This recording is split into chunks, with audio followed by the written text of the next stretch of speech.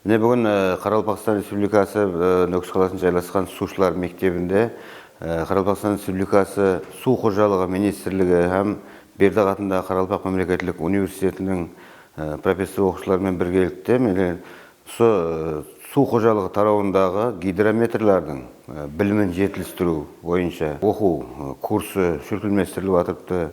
Бүгін басталып жатырды. Бұндағы оқудың мақсаты гидрометр гидрометрлердің білімін жетілдіру, заманауи технологияларды үйрету, һәмде суды өлшеу құрылмаларының аттестациядан өткеріп, олардың түзету жолдарын, тарировка қылу ұсуларының бірқанша түрлерімен таныстыру, заманауи су өлшеу құрылмаларының, үскенелерінің таза қолдану ұсуларын үйрету, һәмде су өлшеу құрылмаларының, яғни гидропостлардың паспортларын, документлерін, құжетлерін жүзетлестіру, һәм олардың судың есап санағының дұрыстылығын әмелге асыру бойынша мінекей білімдерін асырып жатырмыз. Әзірге суды үнемдеу бірінші бағдарда тұрған бір уақыттың өзінде де сол судың есап санағын дұрыс шешіммен қабылдап, фермерлерге жеткеріп, судың жетіп баруларын тәмінлеу үшін